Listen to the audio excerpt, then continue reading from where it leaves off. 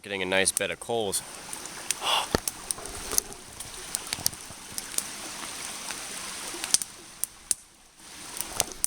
That was a hawk.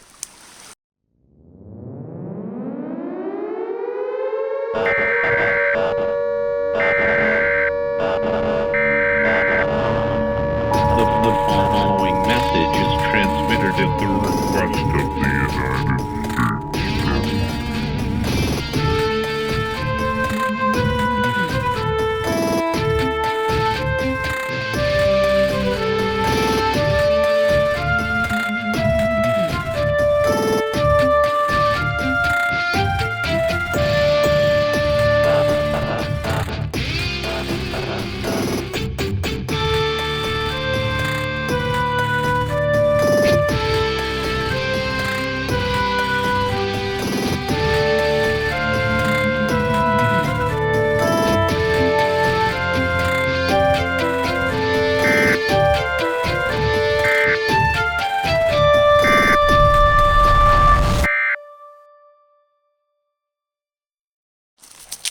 Well, ladies and gentlemen, we're back. Actually, once again, I'm back. I'm Grimm, and I am all by my lonesome.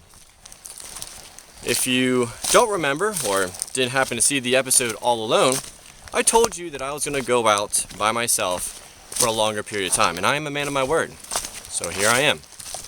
But I'm not going out for 3 days, 4 days. No, I'm going out for 5 days, pushing the envelope a little bit further than I ever have before. No doubt it's going to be a little bit of a mental challenge as well as a physical challenge, but I'm up to the task. Also, I should note that I only brought 3 days worth of food. Most bug out bags only have 72 hours worth of food. That's your choice. I mean, everybody's different, but I chose to do that because I want to push myself even that much more. I want to really look for those wild edibles, and to be honest with you, I don't know if I'm going to ration. I don't know if I'm going to eat the food right away. I don't know yet. I've never been in this situation, and that's why I'm doing it. So, do join me as I go out for 5 days, all by myself.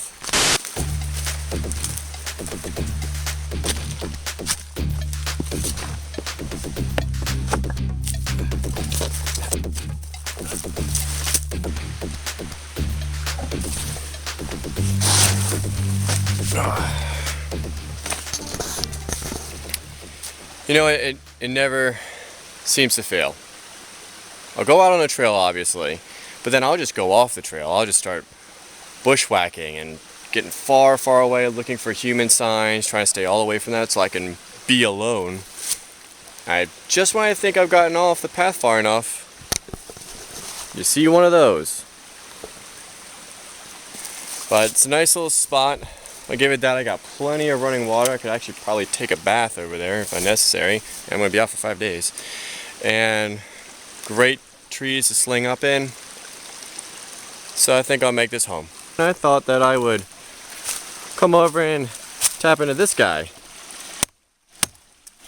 Yeah. Excuse the camera movement. That's what we call a widowmaker. And that, first of all, I don't want to tie into that with my hammock, but two, I mean, that's pretty rotten. So I think, I don't want to pick up and move. Daylight is burning and I don't have too much time before I set up camp. But this is one of the things that you want to look out for when you're setting up your hammock or your tent. Look out for widowmakers. This is right here. Prime example of a widowmaker. And I don't want that coming down on me in the middle of the night, so it's not too big, it's pretty rotten. Shouldn't take too long for me to pretend to be a lumberjack for a few minutes and make sure that I'm safe. Wish me luck.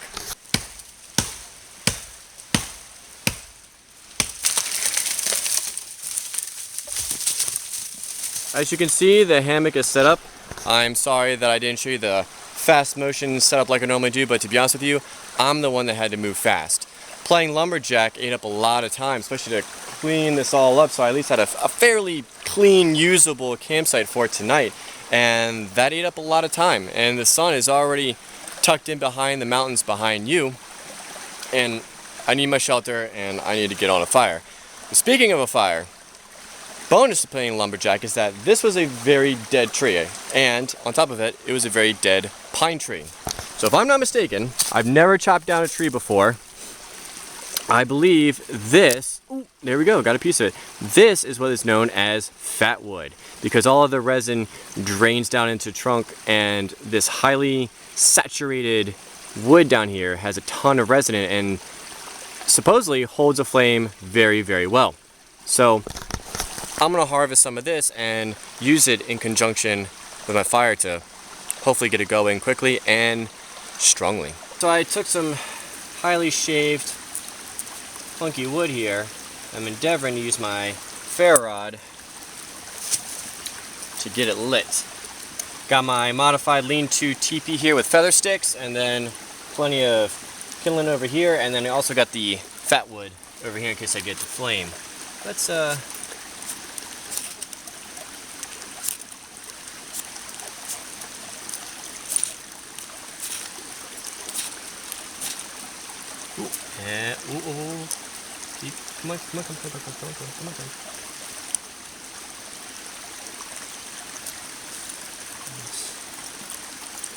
It's possible.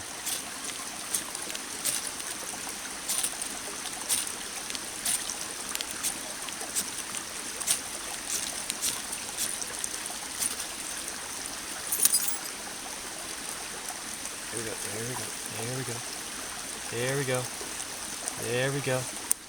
Bring it down.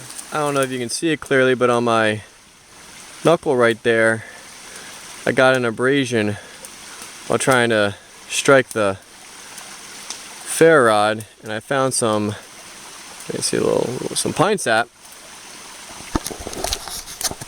I put it right on there. This pine sap has a nice antibacterial in it, and it will do the trick until I pull out the burley bomb. I believe I have just enough light still that I can talk to you without using a headlamp, and it is conflicted card time. And the card reads as such: you are alone, driving out of state when all of a sudden your car dies. You realize your car died, and so did everyone else's. Nobody's phones are working, and you have the sinking feeling that an electromagnetic pulse went off.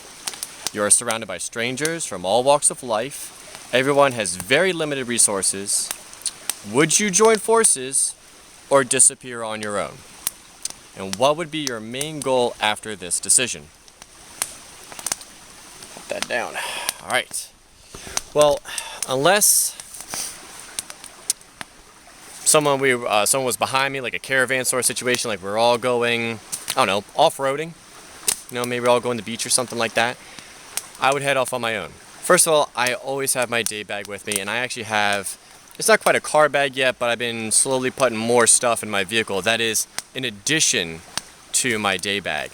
So I would be packing that all up as fast as I could and getting the heck out of Dodge, because as soon as everybody else around me realizes that I have all these supplies, they are going to be on me like white on rice. And I don't want to have to deal with that. Sorry. As for the other people, you're unprepared. I keep on telling people self-reliance. You know, at least have a wool blanket in your car. And it doesn't take up much space, and that could definitely save your life. A lighter, some matches. I digress. So what would be my main goal after that? It said that I was going to be out of state. Well, I would get off the road for sure. Would not be taking the road back. But I would be making my way back to home, because that's where more supplies are, that's where my dedicated bug out bag is, or I'd be going to a secret cache that I have placed, possibly somewhere closer than where I am.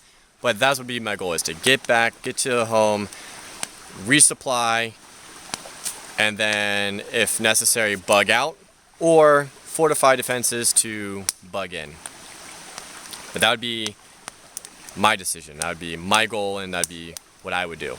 And I'm the only one here, so it's off to you to tell me, what would you do? Would you band together with some strangers to try and get your way out? Because everybody's going to want to go back to their homes, so that could be problematic. Did you have a car bag? Did you have a day bag? Are you more prepared than everybody else? So let us know. I'll look forward to reading those in the comments and seeing what you all think that you would do. 'Cause I know what I would do.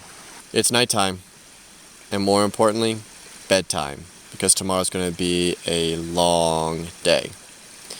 First, I gotta continue working on the campsite, getting that fallen tree out of the way, processing it into firewood.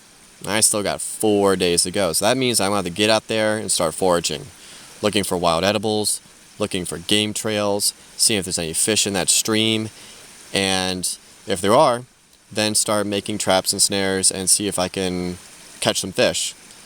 Because what I'd like to do, because I've never done this before, is I would like to supplement the things that I find and catch out here with the food that I brought.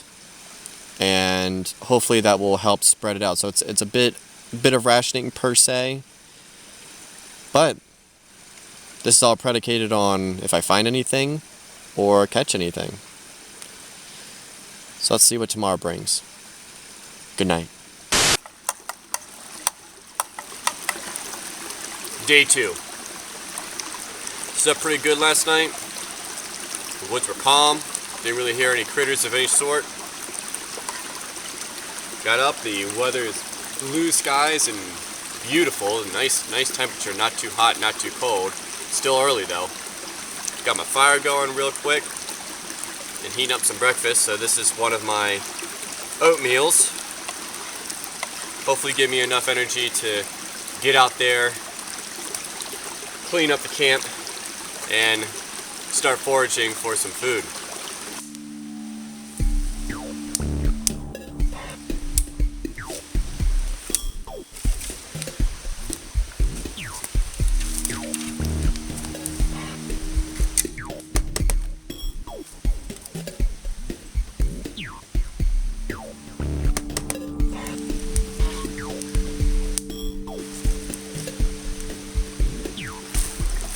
As you can see, the campsite's a whole lot better.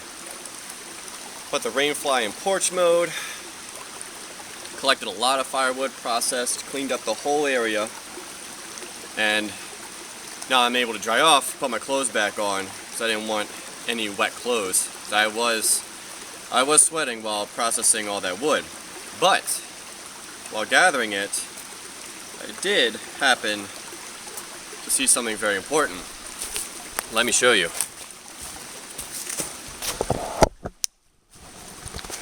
Right here, pardon the shadow, in my very own campsite are these acorns.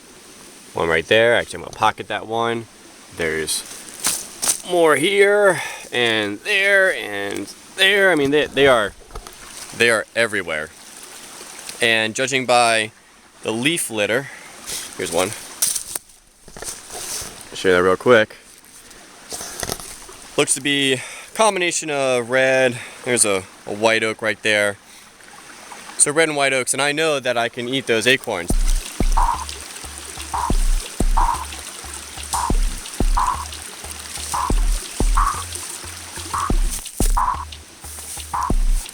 Well, that's quite the bounty. Well, at least for today. But now I gotta look them over. So I'm looking for fungus, any rot, cracks, any sprouts. Also, I'm looking for, oh, here might be one. A tiny little hole that comes from the acorn weevil. Because you have a decision to make when you see that. Whether to eat them or not. I got a good bed of coals going, and I decided to use my canteen stove that came with a canteen kit. Just flip it upside down and use it as a little bit of a roaster. That way I could just stick it right on the coals and let them get dried out, and then I can just use my pokey stick,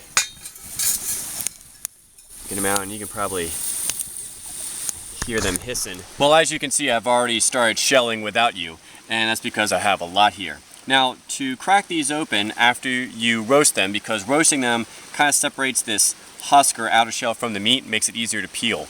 You can use your multi-tool for that, or the butt end of your knife, but since I have the hammer pole of my tomahawk, I'm going to use that. Because these shells actually aren't that tough. They're almost more like a husk than a shell, but nonetheless, you want to put the little nib in or point down on something hard, and then just, oh, did you hear that? Find that little crack, and it'll split, and just stick your fingernails in there, and opens right on up. And then, as you can see, it just, there we go. And that's what you're going for.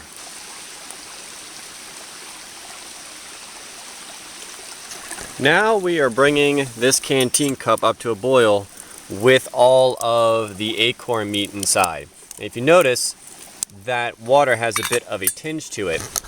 And that's because what we're doing right now is that we're leaching out all the tannins, and that's why you can't just crack open the nut and eat it. It's because of all the tannins.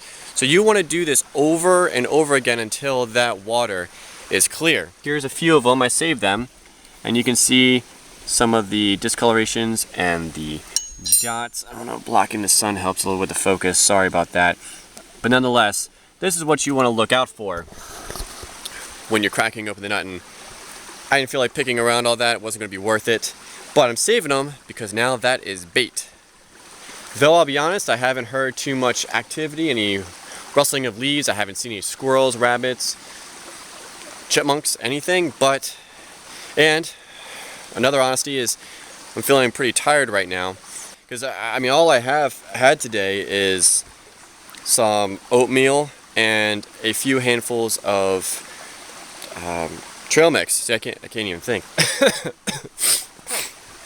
Oh, and that's another thing. You might notice I've been sniffing a little bit more, and you might have heard a cough now and then. I thought last night when I went to bed that it was just a fire. Sometimes smoke will, make me sniffle, but it lingered throughout the night when all the smoke was gone. And it's still here now, and to be honest with you, I am feeling a little bit warm.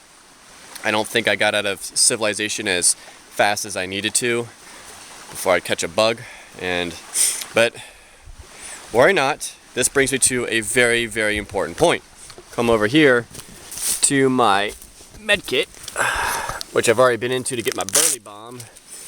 And you see right here, on the side, I got Tylenol, ibuprofen, and even, get that flap out of the way, there it is, some Dayquil. And I know that I had that because, excuse me, let me back out of here. Every time that I come back from a bug out, I always go through my pack and I make sure that everything follows the 3 U's. Which is a bot that I encourage you to click the link that's going to be popping up soon and check it out, because making sure you have everything, like your medicine, updating things, one of the U's, is very important, and I'm glad that I have that medicine and that it is up to date. Well, it's time. I boiled these nuts about 5-6 times and still the water came out a little bit tinged, but good enough for me. And yep, just as I remember when I experimented at this at home. Bland, with a slight bitterness to it. Not bad. And what I got here is I got some trail mix, some cayenne pepper, and some jerky. And what I'm doing is I'm eating a bunch of acorns and then throwing in a little bit of trail mix and some jerky to expand the flavor palette, if you will. And one more thing. I apologize for all the handheld that I've been doing. If you see right here, that white bit right there, that's actually wood because my tripod broke the very first day.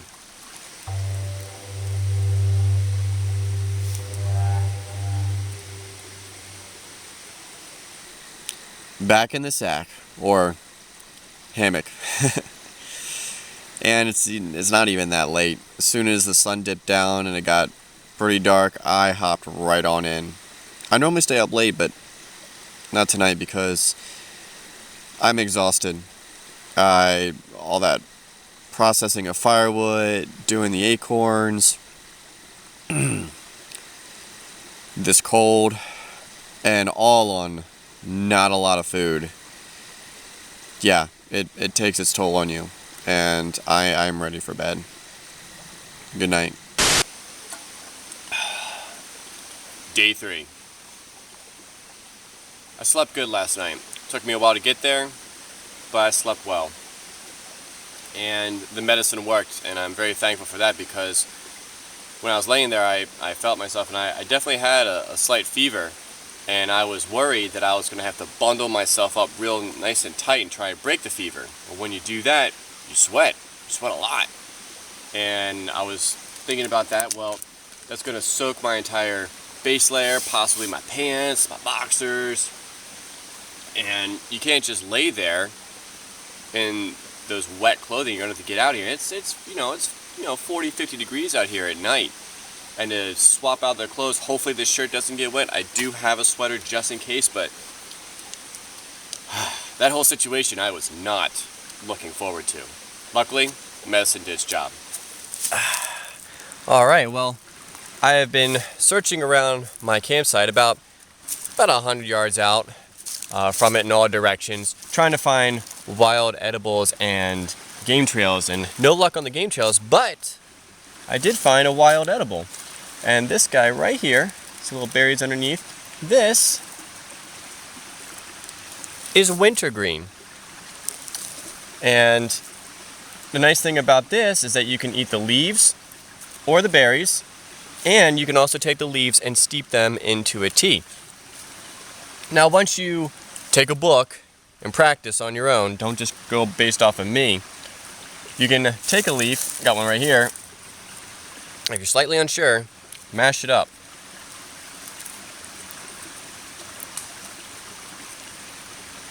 And you should smell wintergreen. And I do, even with my slightly stuffed up nose. And now I have fresh breath.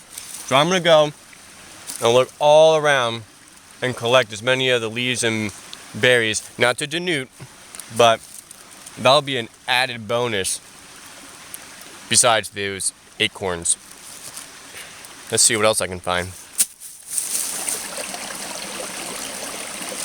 This is known as Indian cucumber, or Les Stroud also calls it wild cucumber. And I can't believe I actually stumbled upon it. Pretty amazing. Actually, there's a couple more plants around here as well. And I was trying to look in some of the deeper pools to see if I could see anything, and so far all I've seen are some really, really tiny crayfish.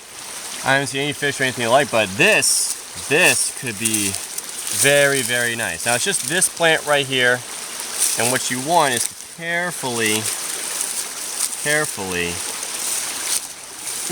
Oh, hello.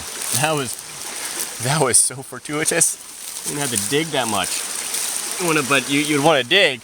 But it seems that this guy came out from underneath this rock. Come on. Very carefully. Come on. There we are. And this is what you're going for. Get that rock back.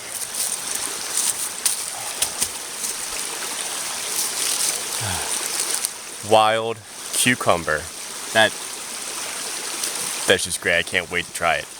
And here's my snack of a lunch. Most of it provided to me by Ma Nature herself. I got the wintergreen berries.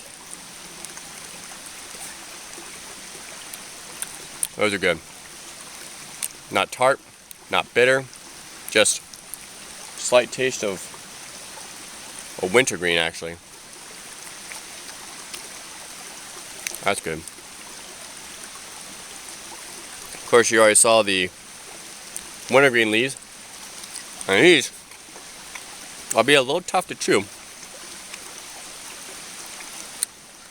Boof. Intense wintergreen flavor. Good. And then Let's not forget about wild cucumber.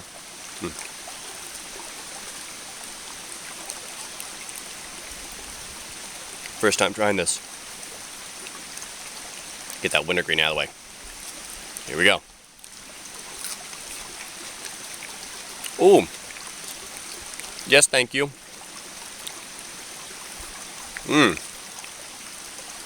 Lester wasn't kidding. That's bursts of flavor and really good. And tastes like a cucumber. And then I'll bring you in here. What I decided to do is steep some of the wintergreen leaves to make a tea. I just thought that'd be another way of getting all the oils that are in the leaves into my body and just kind of help me out. Put these calories in there and also hopefully make me better.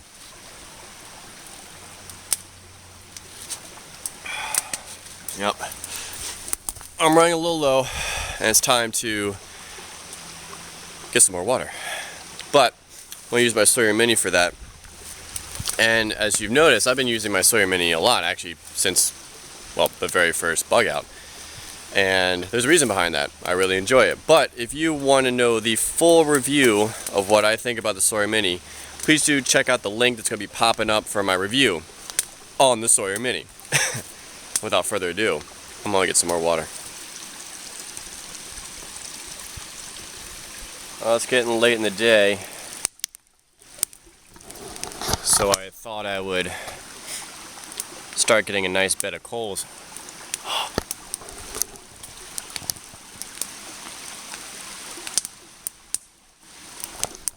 That was a hawk. Just flew in here. And it's going, looped around and goodbye. Well, I hope I got that on camera.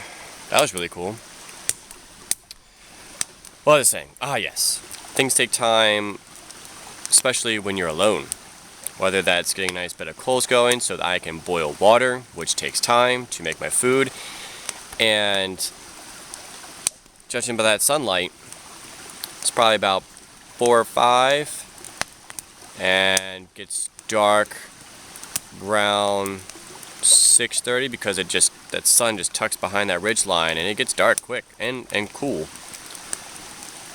But I would love a repeat of this morning where I was able to use the coals that were left over throughout the night, which I was very surprised they're still there, to blow into a fire. So I'm thinking about making a wood feeder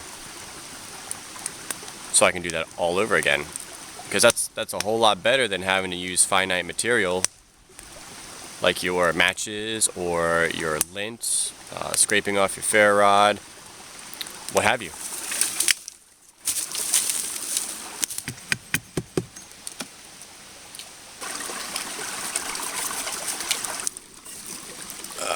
There we go. Let that start to boil. So, as you saw, got the sticks, put points in them so they're easier driving to the ground. And then I tossed them in the stream, and you might ask why I did that.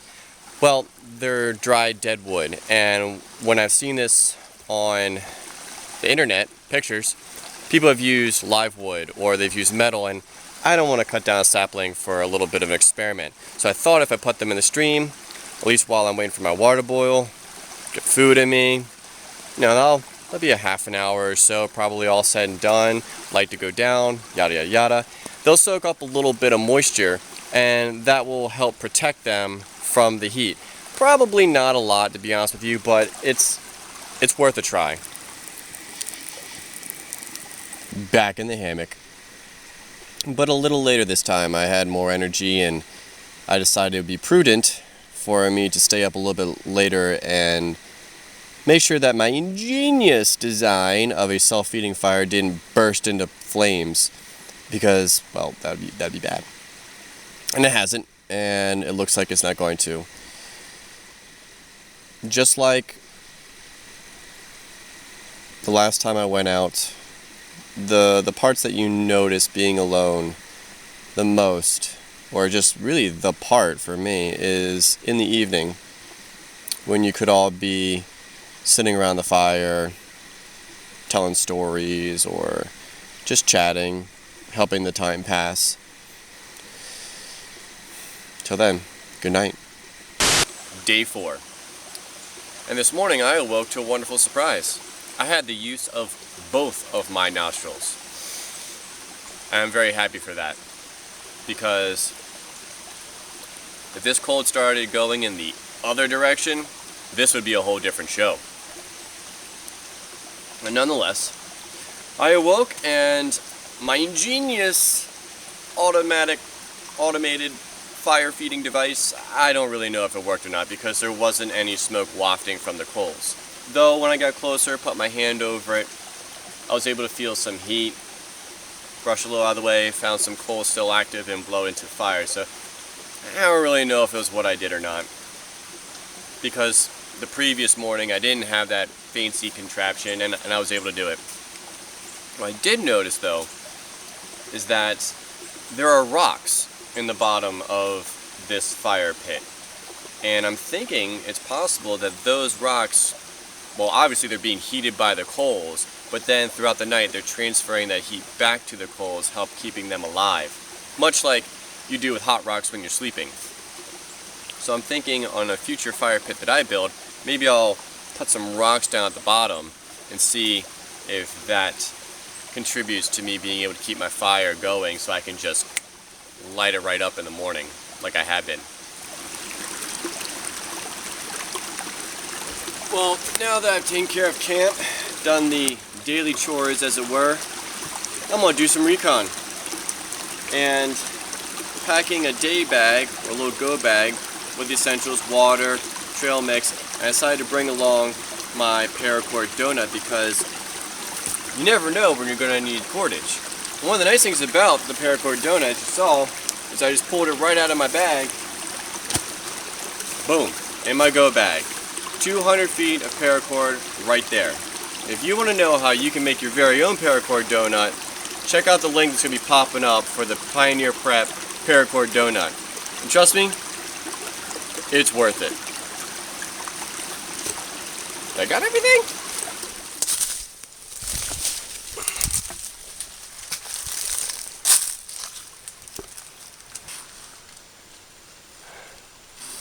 Try to get a bird's eye view and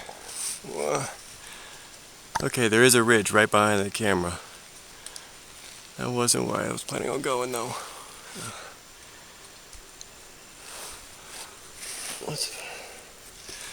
Well, it helped out a little bit, despite the drop down.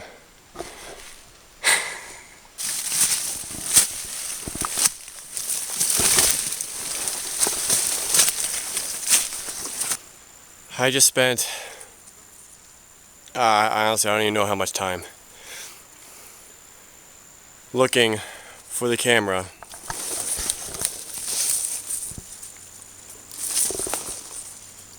In all of that.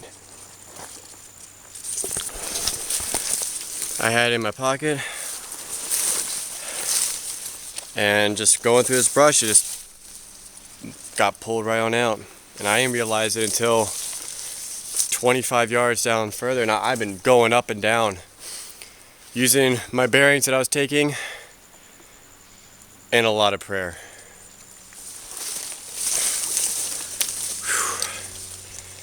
Lessons learned. Keep taking bearings. More importantly, secure the camera a whole lot better than I did. Jeez. I wanted to show you something that I've been finding on all these different hills that I've been reconning. And here's one of them. And it looks like they're marking off, well, a trail, to be honest with you, but there's no rhyme or reason to it. They're not all at eye level. They're not on both sides of the tree. And on this side of the stream, which would be the east side, they're blue.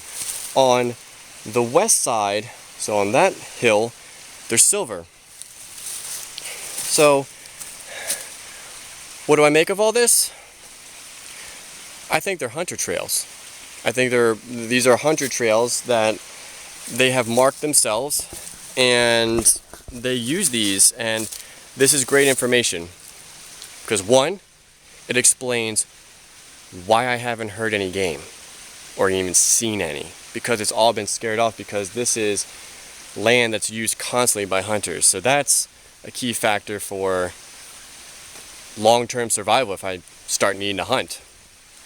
2, it explains why I found this pretty cool campsite right in the middle of nowhere. 3, well, I can start making a patrol map and mapping all these different trails out and creating a network so I can move quicker around these hills. But 4, most important, some of these trails that I've seen come pretty close to my campsite. Heck, one of them might lead right to it. A couple times I've kind of seen my campsite from afar, so that's not good. That means somebody can easily walk into my campsite and heck, it might even be their campsite for all I know. So, if I were to stay longer, I would without a doubt move camp. This is all vital information. Once I move, make that patrol map, heck, I could definitely move about this land very, very, very quickly. Game, on the other hand, might have to find some better spots for that. But all in all, a very, very successful recon. That's why I always recommend that you do it. Needless to say, I sweated, especially searching for the camera, going up and down that hill over and over again through that thick brush. But I got the fire going. I made a quick drying rack for the shirt so that can get dry fast. I am half naked so I can get dry because I do not want to be wet with sweat when that sun dips below that ridge line, because not only will the temperatures drop, and they have, but I can say for a fact now that there's going to be a wind coming down this way. Every night it's happened, and that wind is chill. So between the temperature dropping and that wind chill, I do not want anything on me wet.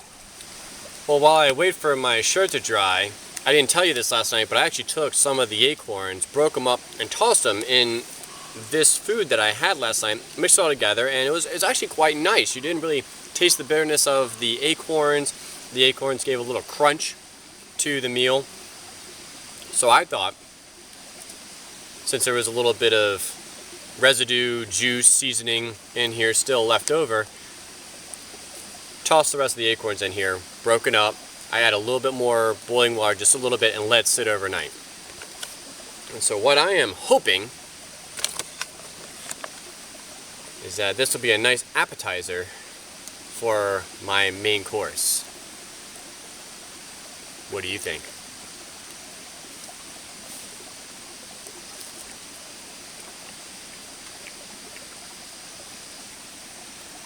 Not bad. Not bad at all. The bitterness is pretty much completely gone. Well, I have to remember that. Save whatever little residue you have from your actual meals to liven up your forage food. And I guess it goes without saying, a little bit of salt can go a long way, so maybe I will start packing some salt or some sort of seasoning. Old Bay, perhaps. Shirt's dry, food is warm and ready to eat. The fire's burning nicely, and as I predicted, the wind is blowing that way. But nice and covered now. I think I'm just going to take it easy for this evening, to be honest with you. I was going to show you some of the new pieces of gear that I brought out with me, but nope, not this time, sorry. You're just going to have to come back for the next Bug Out Boy episode, because after today's adventures, planned and unplanned, I'm ready to keep it very nice and chill, if you don't mind. That's pretty good. It's vegetarian. I'm glad I rationed out that jerky because I'm gonna go get some.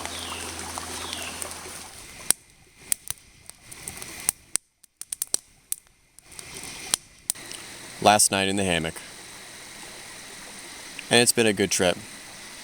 I can't say losing the camera was a fun part, but a good trip. Stayed out a little bit later tonight, used a bit of the firewood, kind of gave myself a little bit of a send-off bonfire, so to speak. And now it's time to just relax, hit the hay, and, well, I guess look forward to going back home tomorrow. Good night. Day 5. I made it.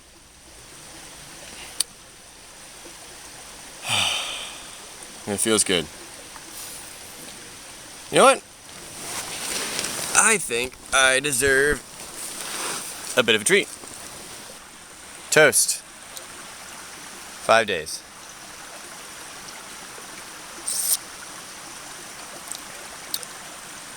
Whew.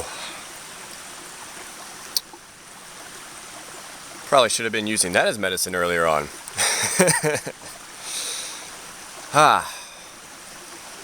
Well, now it's just a matter of breaking camp and cleaning up and making my way back to the car. Well, the campsite is broken down. And actually, I'm going to leave it a little bit better than I found it. Next person that comes here is going to get a whole bunch of kindling and sticks and a few logs. And then also, this guy was in the fire pit when I arrived. And I'm going to be taking it out with me. You shouldn't litter and you shouldn't leave your trash in the woods. Just FYI. Now to get out of here.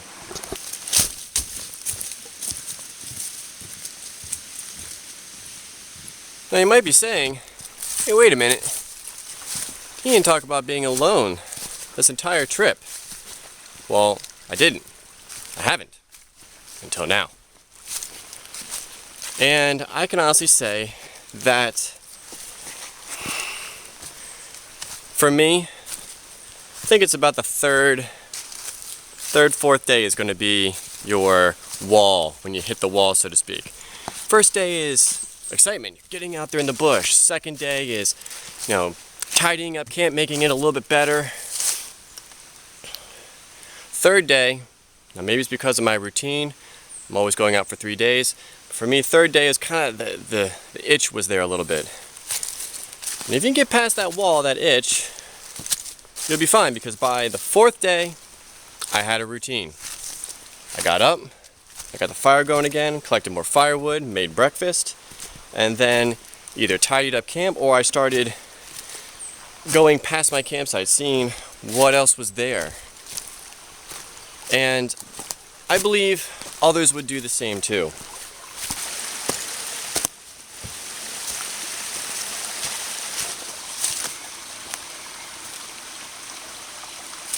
Well, ladies and gentlemen, I hope you enjoyed this bug out episode, because I sure did. Despite the tripod breaking on the first day and having to deal with that, losing the camera, and this show would have never aired, and praise the Lord that I found it, I did enjoy it. And I hope I was able to show you some new wild edibles, the reason why we do recon, so we're informed of the area that we're bugging out in, and the importance of pushing yourself just a little bit each time you go out. Because that's the only true way you're going to know your own limitations, whether that's being alone for a long time, or the limitations of your gear. So with that, I will see you next time.